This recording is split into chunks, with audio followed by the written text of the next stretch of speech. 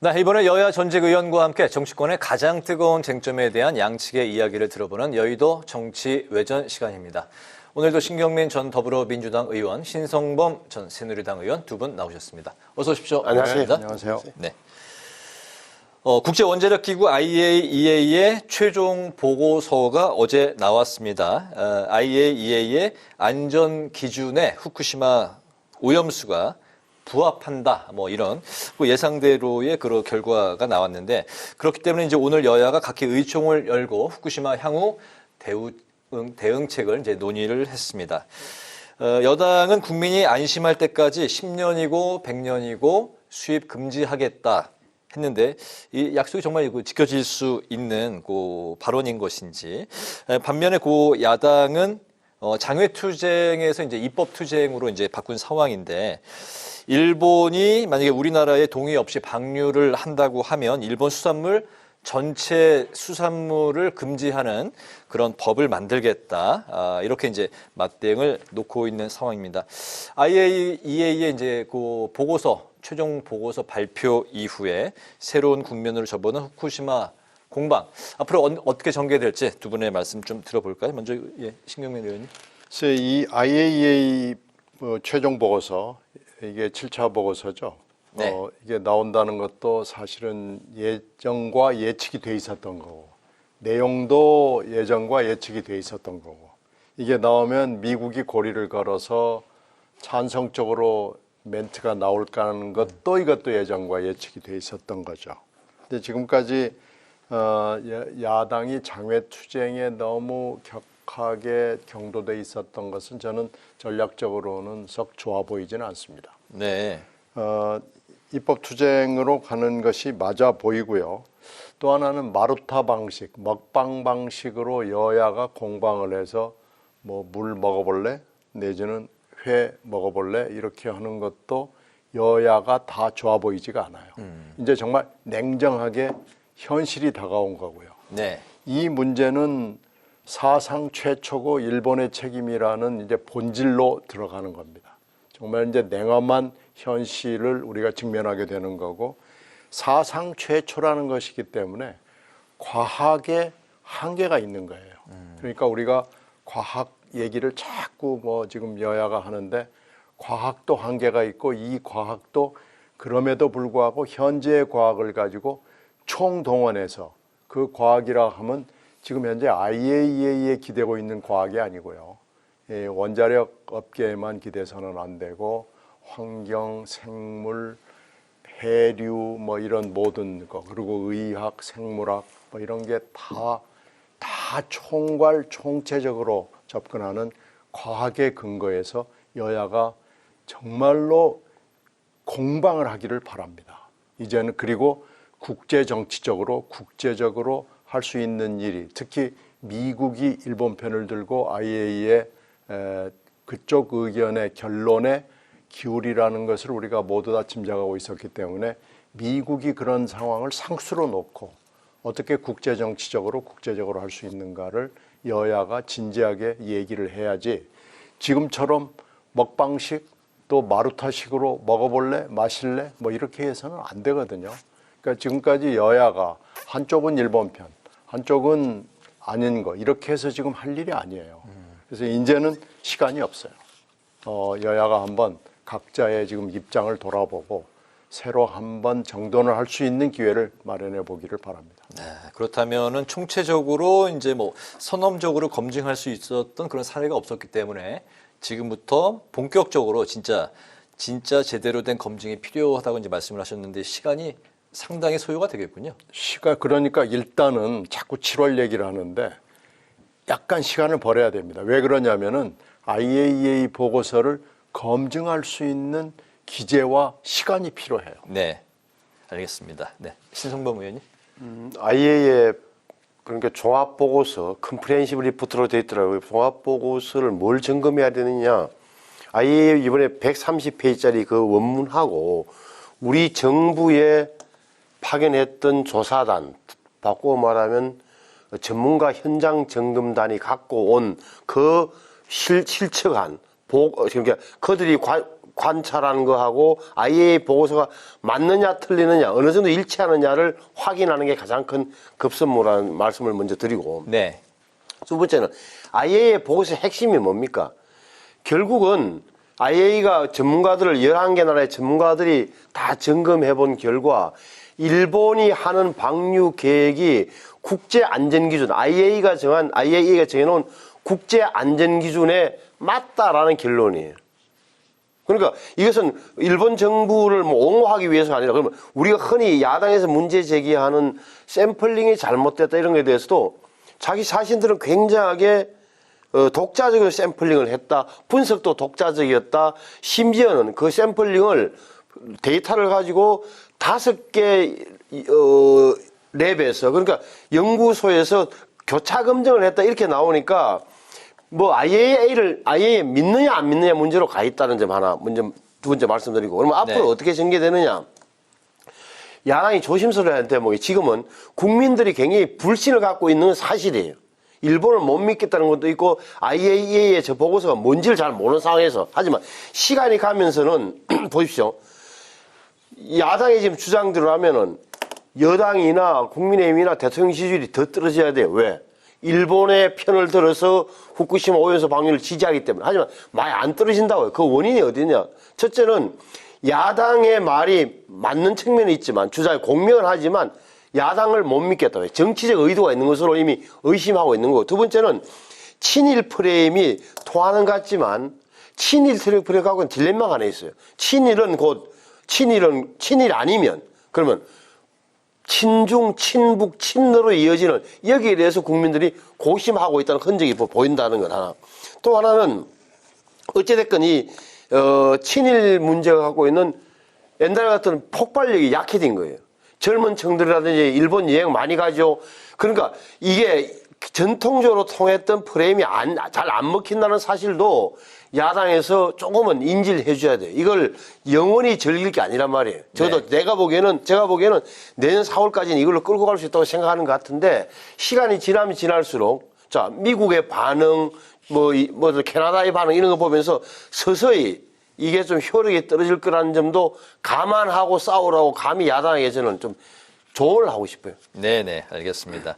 어쨌든 이제 최근에 여야 공방이 이렇게 이제 심하게 좀 격화되고 있다 보니까 이제 막말이 난무하고 있는 상황인데 지금 현재 국회 윤리위에 여야 대표가 이제 또 제소가 되어 있는 상황이고 여러 의원들도 의안 징계안이 제출돼 있습니다.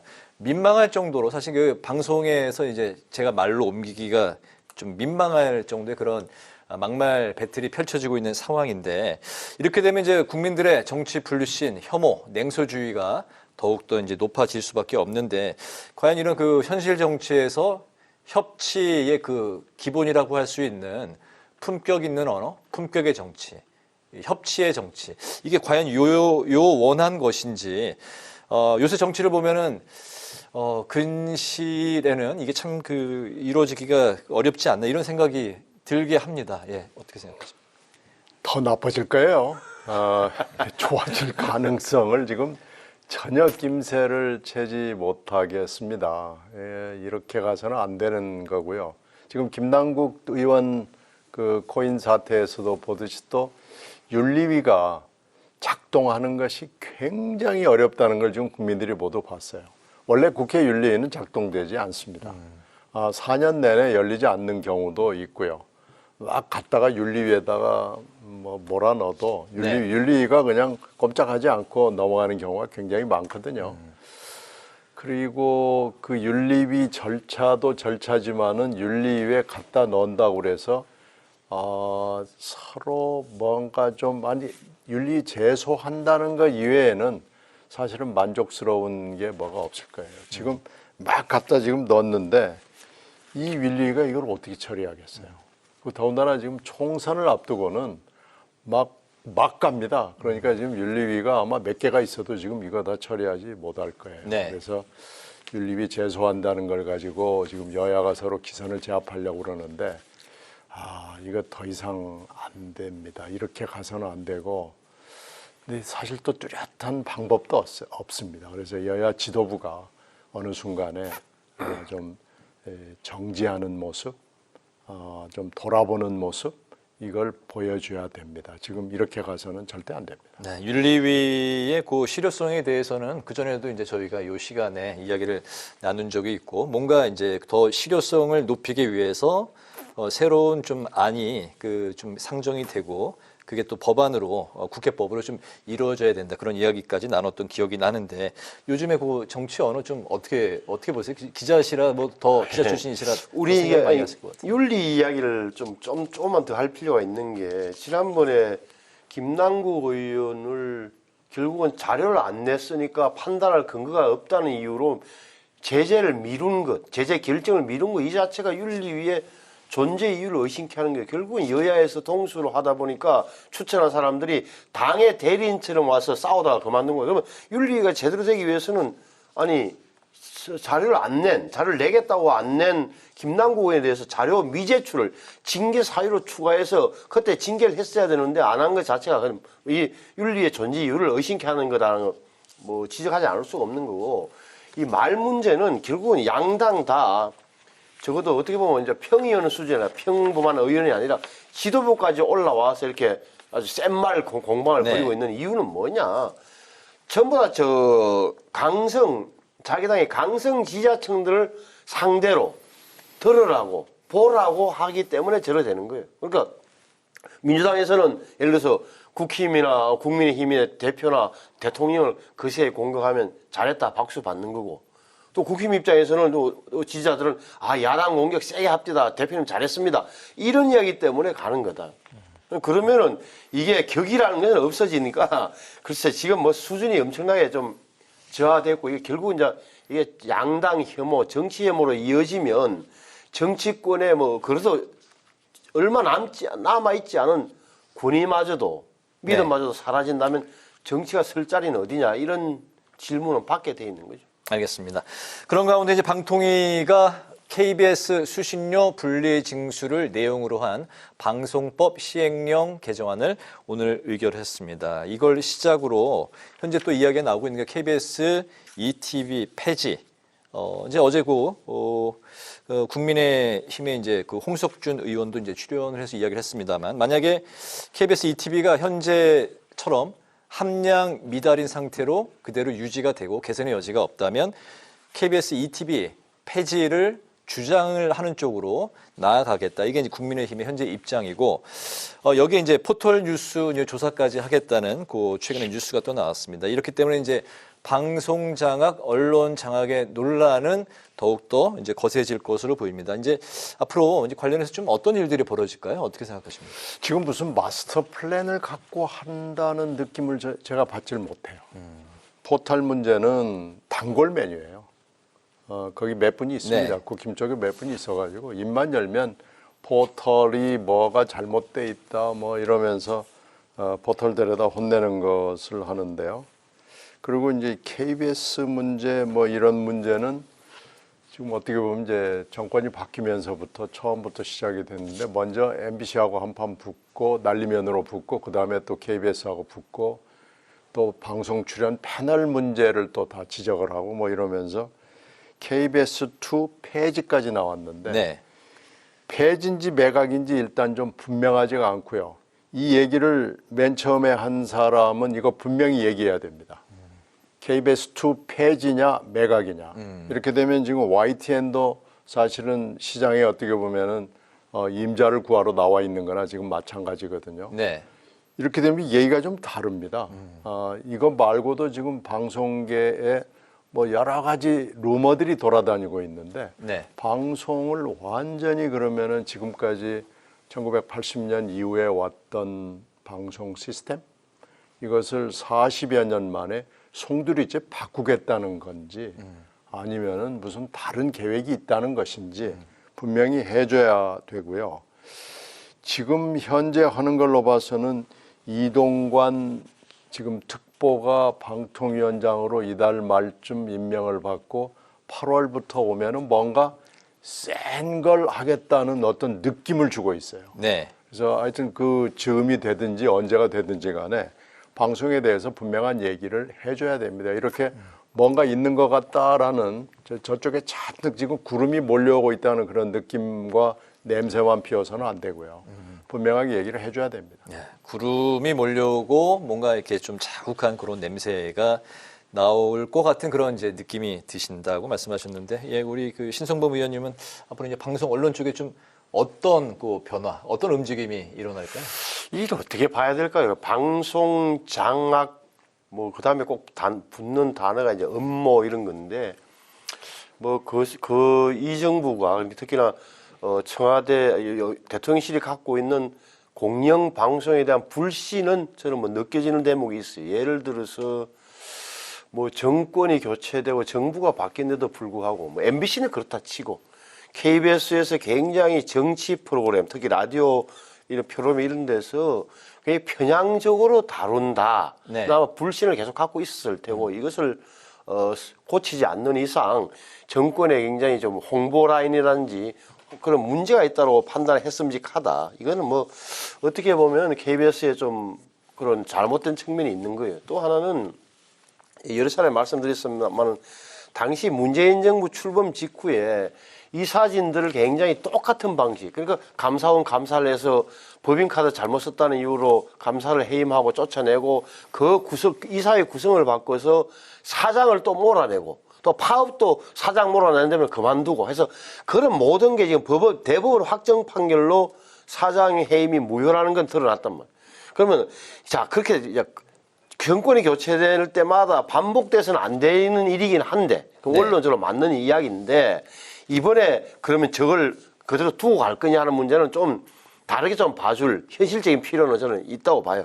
저 말하기 뭐 합니다만 그러면은 이걸 공영방송 정상화 노력이라고 하더라도 이 수신료 분리 징수를 실제 현실화시킬 경우에는 남는 질문은 뭐냐? 그러면 윤석열 정부에서는 공영방송 체제를 없애겠다는 거냐라는 질문에 대해서는 또 답을 해줄, 그러니까 대안을 제시할 필요가 있는 거예요. 이게 단순하게 KBS만 뭐 직원들 월급 주는 수준이 아니라 EBS 교육방송도 있는 거고, 이래서 제가 보기에는 나중에 그러면 국영방송 체제로 환원하지 않는다면, 남산시대로 돌아가지 않을 거라면 공영방송 체제는 이렇게 가져가겠다. KBS 1TV와 1라디오, 그 다음에 예를 들어서 아리랑TV, KTV 이런 걸 함께 묶어서 무슨 공영방송 체제를 만든다든지, 여기에 대해서는 저도 이런 마스터 플랜을 갖고 있습니다라는 것은 누가 되든 신임 방통위원장이 내놔야 될 저는 책무는 있다고 생각합니다. 네네, 그 좋은 말씀하신 것 같습니다. 새로운 방통위원장이 임명이 된다면 바로 그런 부분들을 중심으로 구체적인 로드맵이 이제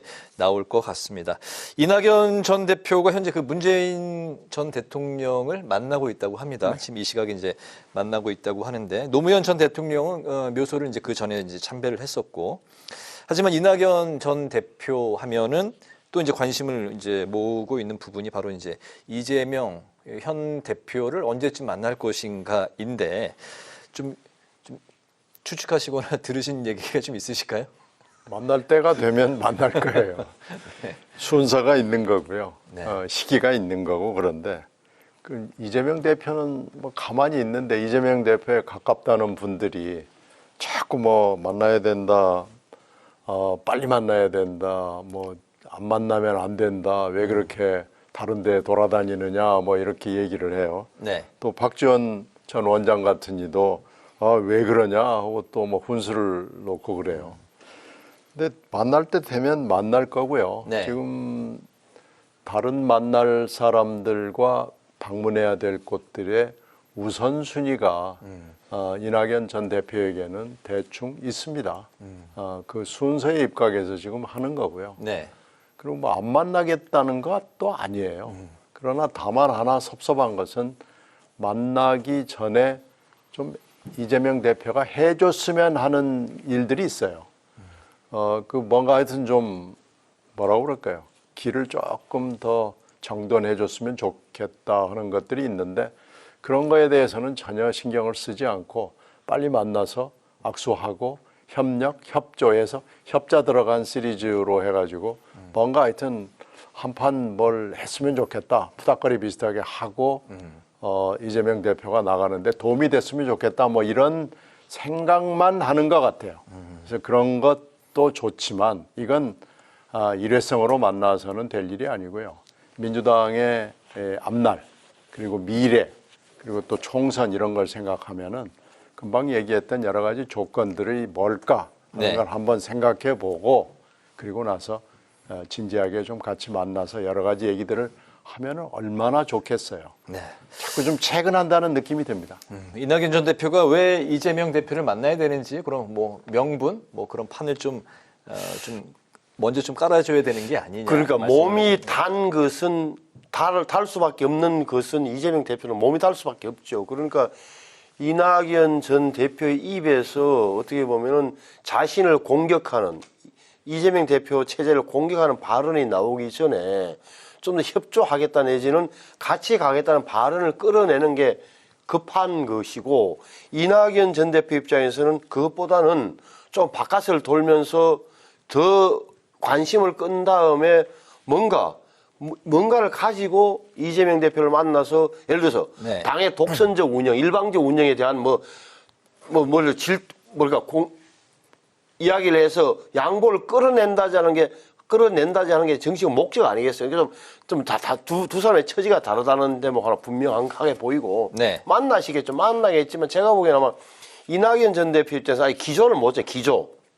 그러니까 윤석열 대통령 정부도 공격을 좀 해달라는 민주당 당원들의 요구. 그러면서도 이재명 대표도 견제해야 되는 처지에서 7대3, 6대4 뭐 이렇게 기조를 좀 못 정한 게 아닌가라는 느낌은 받고 있고 오히려 오늘 문재인 전 대통령을 만나서 이낙연 전 대표하고 문통이 무슨 이야기를 했는지가 자꾸 굉장히 관심사가 있어요. 내일 아침에 신문이 뭐가 나올까. 네. 왜냐하면 이제 문 대통령의 처지가 어떻게 보면은 이래저래 공격을 양측으로도 받잖아요. 그러니까 이념 문제와 관련해서는 현 정부로부터 공박도 당하고 하고 있는 거고 또 하나는 추미애 전 대표로 대표되는 강성 세력에서는 우유부단함의 대명사처럼 공격받고 있고 여기에 대해서 오늘 이낙연 전 대표 무슨 이야기를 했을까 제 개인적 관심사기도 해요. 그래서 저는 내일 아침에 어떻게 나올까가 둘이서 이야기 나온 게 이재명 대표와 이낙연 전 대표의 만남에도 저는 영향을 줄 거라고 봅니다. 네, 시간이 좀 더 있으면 관련해서도 뭐 두 분의 이야기 좀 더 들어보겠는데 오늘 마지막으로 이슈로 넘어가겠습니다. 친박계 이제 좌장으로 손꼽히는 최경환 전 경제부총리와 이준석 전 대표를 포함한 젊은 그 청년 정치인 간의 이제 회동이 최근에 나왔죠. 거기서 나온 단어가 이제 바로 이제 보수연합군 발언인데 이를 두고 이제 뭐 원론적인 이야기다 또 긍정적인 시각도 있는가 하면은 유승민 전 의원 같은 경우는 절대 그러면 안 된다 이렇게 이제 강경한 입장도 보였습니다. 이 보수 연합군의 발언은 어쨌든 그 총선에서 이기기 위한 필수 불가결한 뭐 요소다 뭐 그런 이야기가 있는 거 반면에 반윤 연합군으로 변신할 수도 있다 뭐 이런 시각도 있습니다. 그 보수 연합군 그리고 이제 그 최경환 전 총리와 젊은 그 청년 정치인 간의 만남 두 분이 어떻게 보셨는지 마지막은 좀 뭐 간단히 좀 들어볼까요? 예. 지금 뭐 여기 배석했던 사람들이 방송에 나와서 아무것도 아니라고 자꾸 그러더라고요. 네. 근데 이게 모양이 아무것도 아닌 것 같지는 않아요. 왜 그러냐면 최경환 의원은 지금 탄핵의 강하고 좀 관련이 있는 분이거든요. 네. 그런데다가 지역 기반이 너무나 탄탄해서 무조건 국회로 들어온다고 그래요. 이분은 뭐 하도 기획재정부 장관을 할 때 지역을 다져놔가지고 무조건 들어온다고 그래서 그냥 범상한 느낌은 들지는 않아요. 그런데 네. 과연 이렇게 가는 것이 국민의힘을 위해서 맞는 것인가는 잘 모르겠습니다. 이건 좀 지켜볼 상당히 중요한 장면이 아닌가 생각합니다. 네. 최경환 전 의원 입장에서는 이준석 대표와 전 대표와 청년 정치인들을 끌어들임으로써 사진 한 장으로 자신의 이미지 개선을 굉장히 시도했다는 느낌을 받았고 이 보수연합 이야기의 핵심은 뭐냐면 나 최경환도 거기 끼워달라는 취지거든요. 다시 말하면 우리 친박도 버리지 말아라고 우리 지금 국힘의 지도부를 향한 당권파를 향한 어떤 신호인 거예요, 저게. 그렇게 되면은, 그러면은 우리 지금 지도부 입장에서, 주류 입장에서 보면 최경환 의원이 굉장히 부담스러운 존재인 거예요. 왜? 친박의 좌장이었고, 2016년 친박 공천의 핵심이었고, 진박 공천의 당사자였던 마당에 우리 당에서 도움이 될까 하는 판단을 하지 않겠어요. 그리고 박근혜 전 대통령의 정치적 몰락에 모든 책임이 사실은 당시에 지하되는 그런 사람들이기 때문에 아마 판단을 굉장히 힘들 텐데 오히려 유심히 봐야 될 대목은 저 TK직에서 최경환, 우병우 플러스 유영하 변호사가 박근혜 전 대통령을 받아서 나오느냐가 핵심이. 이 세 명이 만약에 완성된다면 그나마 뭐 무소속 연대라든지 아니면 친박 신당이라는 표현을 쓸 수 있겠지만 지금 최경환, 우병우 두 사람 가지고는 제가 보기에는 친박이라는 이름을 붙이기에는 너무 거리가 멀다고 저는 생각합니다.